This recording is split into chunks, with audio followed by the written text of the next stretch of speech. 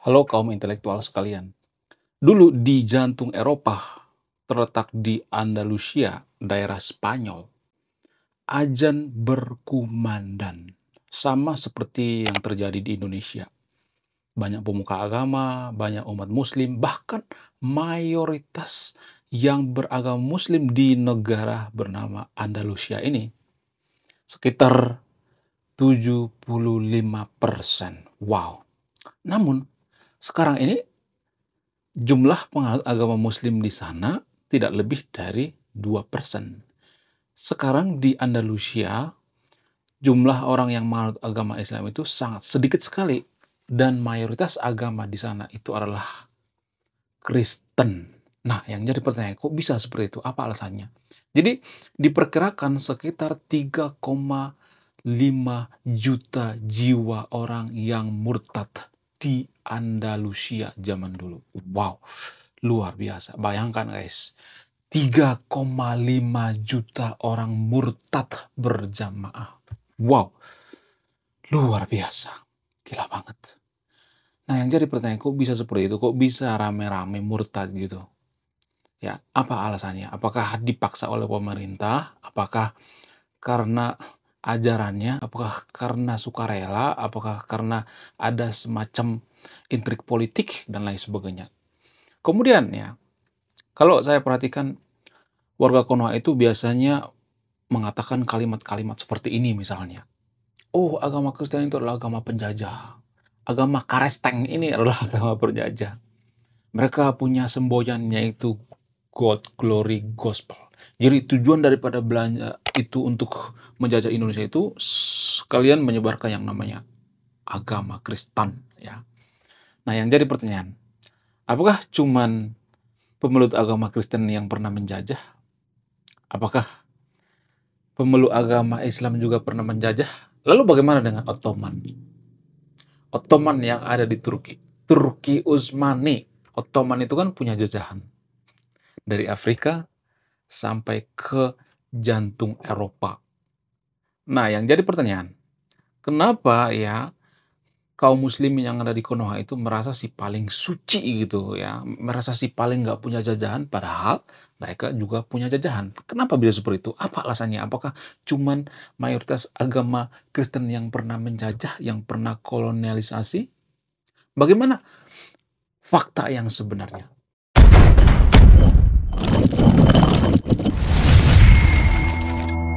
Sebenarnya kalau boleh jujur ya, kenapa sebuah agama itu bisa populer ya, bisa dianut oleh banyak orang itu tidak terlepas dari yang namanya intrik politik, tidak terlepas dari yang namanya birokrasi, tidak terlepas dari yang namanya politisi.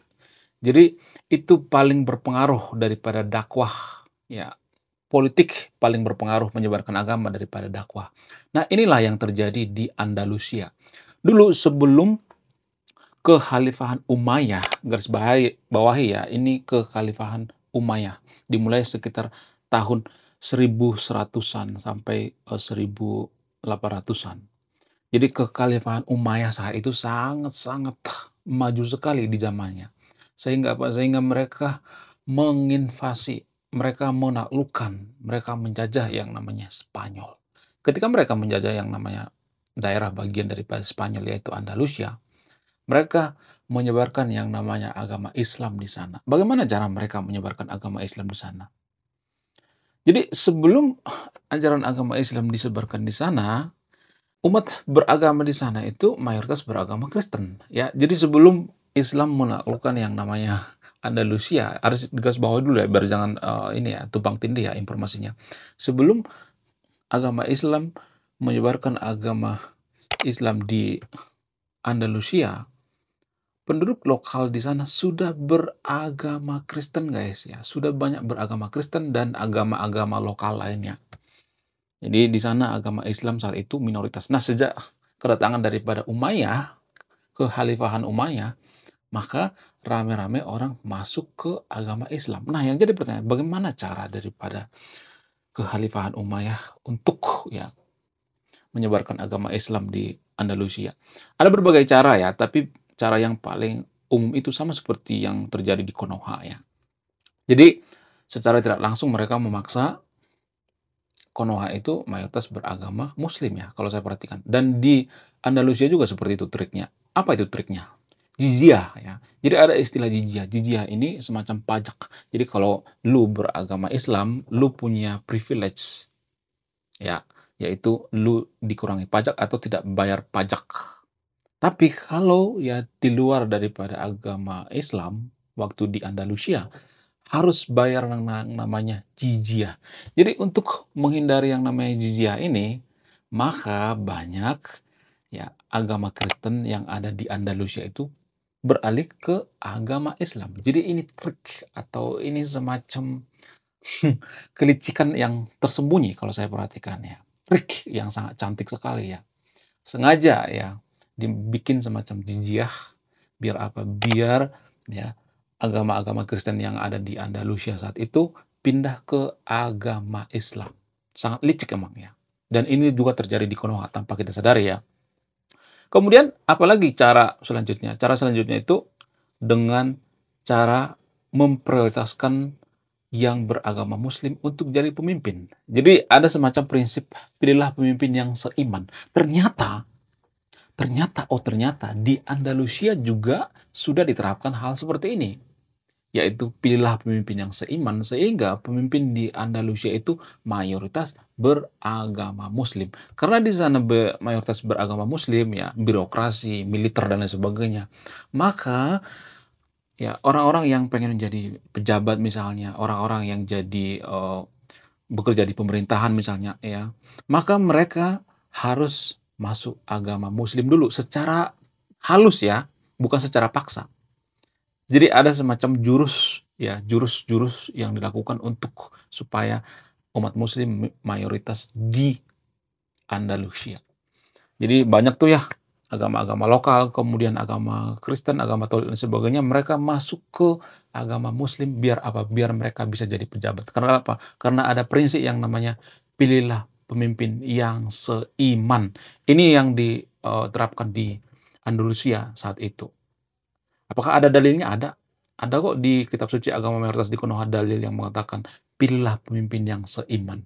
Jadi trik semacam inilah yang diterapkan di Andalusia sehingga apa? Sehingga Andalusia itu mayoritas beragama Muslim saat itu kurang lebih jumlah yang agama Muslim saat itu 75% dan 3,5 juta orang.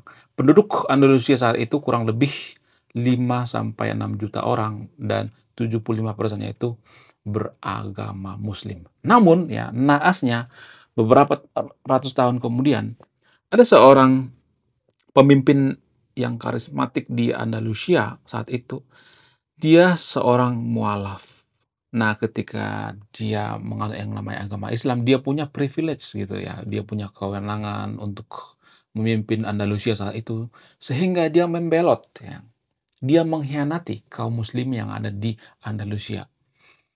Ya, seperti kalau di Konoha itu ya, contoh misalnya nih ada pemimpin yang sangat-sangat dihormati, karismatik, populer ya. Kemudian dia kembali ke agama lokal. Ya, seperti itu, mirip-mirip seperti itu ya. Nah, pada saat itu di Andalusia itu kan mayoritas agama Islam tuh ya. Lalu orang yang mualaf ini ya, orang daripada Andalusia ini membelot dan dia memaksa umat muslim yang ada di sana itu untuk beragama Kristen kembali. Bayangkan guys ya. Umat muslim saat itu masih memegang Quran, tapi mereka dipaksa untuk masuk agama Kristen. Karena apa? Karena mereka punya prinsip apa itu? Dulu kan kita beragama Kristen, kenapa kita jadi beragama Muslim sekarang ini? Kenapa jadi mayoritas? Sama seperti yang ada di Konoha. Dulu kan kita mayoritas beragama Hindu Buddha, kita beragama Sunda Wiwitan, Kaharingan, agama lokal, ya, agama Pramalin dan sebagainya. Kok kita jadi menganut yang namanya agama Arab? Jadi ada prinsip semacam seperti itu ya. Sehingga apa? Sehingga melalui penaklukan-penaklukan, melalui invasi, melalui kerajaan-kerajaan daripada Katolik saat itu, maka Andalusia itu kembali ke jati diri mereka sendiri ya. Mereka kembali menganut yang namanya agama Kristen. Dan itulah alasannya kenapa kalau kita perhatikan di Andalusia sekarang, di Spanyol sekarang itu mayoritas beragama Katolik, mayoritas beragama Kristen. Karena apa? Karena mereka ditaklukkan kembali. Jadi kalau misalnya nih ada yang mengatakan Dulu agama Islam di Andalusia itu dipersekusi, ya umat muslim di sana dipaksa masuk Kristen. Wong sebelumnya juga mereka Kristen kok. Ya kan, saya tidak berpihak pada Kristen di sini ya, tapi berdasarkan data, berdasarkan fakta ya seperti itu. Sebelum mereka Muslim, ya sebelum jadi mualaf, mereka itu kan dulu agama lokal, ya kemudian agama Kristen. Jadi kalau misalnya ada yang mengatakan agama Kristen itu kejam, ya kan sebelumnya kan mereka agama Kristen. Cuman mereka kembali ke jati diri mereka sendiri gitu. Kemudian kenapa bisa gitu ya, mereka itu mau meninggalkan yang namanya ajaran Islam di Andalusia gitu, nggak bersisa. Bahkan masjid-masjid yang megah di Andalusia juga dijadikan jadi apa, jadi gereja. Ya mereka sungguh-sungguh menganut yang namanya agama Kristen. Kenapa nggak bersisa gitu? Apa alasannya? Ada berbagai faktor ya, ada berbagai alasan. Alasan yang paling mempengaruhi itu karena orang-orang Eropa itu, terutama orang-orang Spanyol itu mereka berpikirnya itu rasional guys ya. Mereka berpikir masuk akal gitu. Jadi menurut mereka agama itu juga harus masuk akal gitu. Standar ya nabi mereka itu ya, standar yang mereka terima itu sangat tinggi sekali. Minimal agama apa? Agama yang misalnya mengasihi gitu. Ya, agama yang bisa bikin suatu negara maju gitu. Jangan menghambat suatu negara maju gitu. Ya. Jadi itulah yang jadi alasan paling kuat kenapa agama Kristen diterima di Spanyol. Kenapa agama Kristen itu bisa diterima di sana? Ya, seperti yang saya katakan tadi itu, ya karena agama Kristen itu tidak bertentangan dengan kemajuan suatu bangsa. Karena agama Kristen itu tidak pernah yang namanya ya mengganti budaya lokal. Agama Kristen itu tidak pernah seperti itu. Sama seperti misalnya kita ambil contoh di agama Keharingan ya. Kalau di Kalimantan itu kita perhatikan tuh dalam agama Keharingan itu, mereka sebagian ada yang menganut agama Kristen, tapi mereka juga berpakaian seperti agama lokal gitu. Ya, menggunakan koteka gitu. Agama Kristen yang ada di Tanah Batak juga seperti itu, mereka menggunakan ulos kok, menggunakan baju orang Batak, ya. Tapi nggak ada tuh larangan misalnya nih ya, nggak boleh menggunakan baju orang Batak, nggak boleh larangan untuk makan babi dan sebagainya, nggak boleh. Ya nggak boleh larang ini, larang itu, larang segala macam, nggak boleh mengkafir-kafirkan, nenek moyang gitu, nggak boleh memusyrik-musyrikkan nenek moyang. Ini yang dibenci oleh orang-orang Spanyol saat itu. Karena agama Kristen itu lebih menerima yang namanya ya ajaran leluhur mereka, menerima yang namanya petuah-petuah daripada leluhur mereka, filosofi-filosofi sehingga agama Kristen itu lebih mudah diterima di Spanyol dan survive gitu beberapa lama. Jadi gini guys ya, kalau boleh saya jujur ya, dan ini berdasarkan analisis saya pribadi ya, boleh dipercaya boleh tidak ya. Kalau saya perhatikan, IQ seseorang itu menentukan seberapa berkualitas agama yang dianutnya. Jadi semakin tinggi IQ seseorang, maka dia akan punya standar ya agama yang tinggi. Kita ambil contoh misalnya Eropa. Kenapa Eropa itu menerima agama Kristen? Ya karena agama Kristen itu tidak bertentangan dengan kemajuan suatu bangsa. Bisa disekulerkan. Kasih, mengasihi gitu. Tidak mengkafir-kafirkan agama lokal ya. Tidak memusrik-musrikkan filsuf-filsuf dari Yunani gitu. Karena Eropa itu kan menganggap bahwa filsuf Yunani itu sama seperti nabi gitu. Mereka lebih menghormati yang namanya nabi yang ada di kitab suci daripada filsuf-filsuf Yunani. Socrates, Plato itu sangat-sangat dihargai di Eropa. Agama Kristen tidak pernah memusyrikkan ajaran Plato, nggak pernah mengkafirkan ajaran Socrates gitu, nggak pernah memusyrikkan yang namanya ajaran-ajaran daripada Aristoteles, nggak pernah. Sehingga agama Kristen itu bisa survive sampai sekarang di Eropa, bisa mayoritas kembali di Andalusia saat itu. Ya, itu alasan yang paling masuk akal. Kemudian bagaimana dengan klaim sepihak yang dilontarkan oleh kaum agama Muslim yang ada di Konoha? Mereka biasanya mengatakan, "Oh, lihat tuh agama Kristen, mereka punya kolonialisme ya. Belanda tuh menjajah ya, mereka punya misi gold, gospel dan glory dan lain sebagainya." Padahal setahu saya orang Belanda waktu menjajah Nusantara itu mereka bangun masjid kok, bangun masjid di Aceh, ya, bangun pesantren ya. Jadi bagaimana mungkin mereka menyebarkan agama Islam, sorry, mengajarkan agama Kristen, memaksakan agama Kristen, ya sementara mereka membantu membangun masjid, nggak masuk akal ya kan. Kalau boleh jujur ya, Belanda itu rata-rata agnostik guys, rata-rata ateis ya. Agama itu cuman ya semacam, untuk menghindar yang namanya kegalauan sebenarnya bagi orang-orang Belanda. Karena apa? Karena IQ mereka itu sangat tinggi sekali. Jadi kalau mereka menerima agama itu mereka harus mempertanyakan. Semua hal dipertanyakan. Bahkan agama Kristen juga mereka pertanyakan kok. Jadi yang menyebarkan agama Kristen di Indonesia itu bukan orang-orang Belanda, tapi orang Jerman, guys. No mention, cek data. Yang menyebarkan agama Kristen di Tanah Batak itu no mention. Yang menyebarkan agama Kristen di Papua itu juga orang-orang Jerman. Yang menyebarkan agama Kristen di eh, NTT gitu ya, di Ambon dan negara-negara Kristen yang ada di timur sana itu ya orang Portugis ya, orang Spanyol dan sebagainya. Jadi yang menyebarkan agama Kristen itu bukan agama Belanda ya.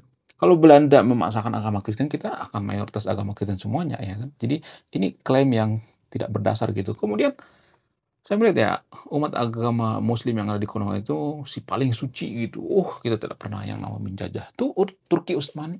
Buktinya Andalusia itu ditaklukkan tuh. Spanyol itu kan bagian daripada Eropa.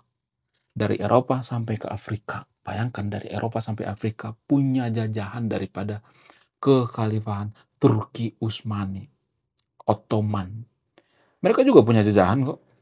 Ya, tapi mereka biasanya mengatakan dengan apa? Oh, itu cuman penaklukan. Ya, penaklukan sama penjajahan sama aja. Apa bedanya?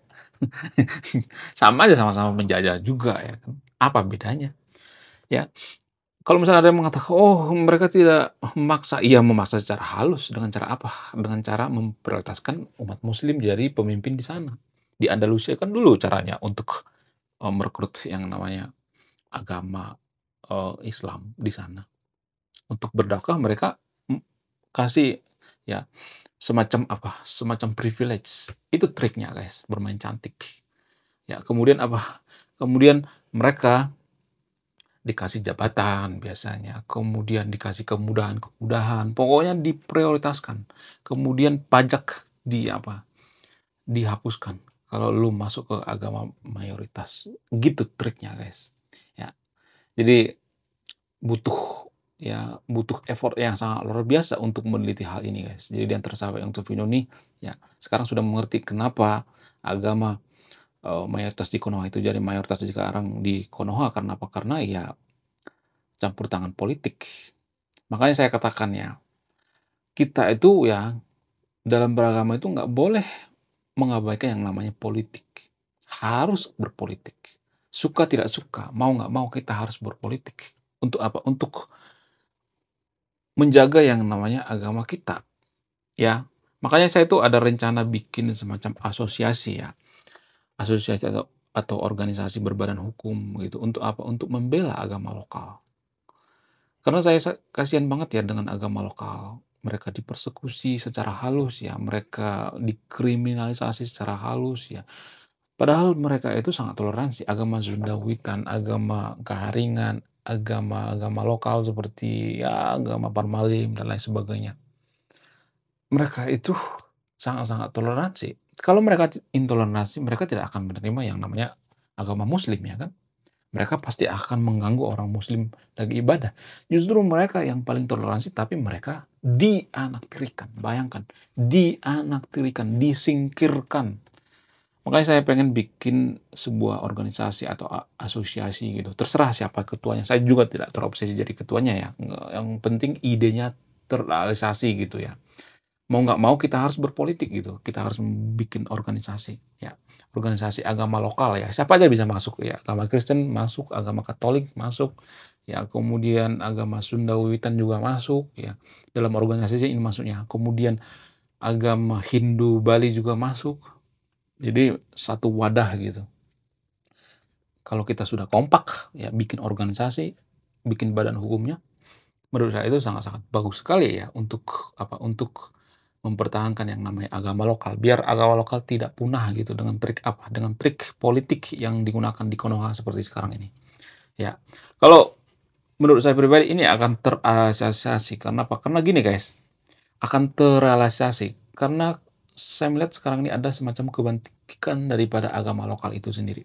Terbukti Kang Deddy Mulyadi itu sebenarnya kalau boleh jujur ya, dia itu kan banyak terinspirasi daripada filsuf atau filosofi-filosofi Sunda Wiwitan. Bukan berarti saya mengatakan Kang Deddy Mulyadi itu beragama Sunda Wiwitan, bukan ya. Di KTP beliau itu beragama Islam, tapi banyak keputusannya itu diambil dari filosofi-filosofi Sunda Wiwitan.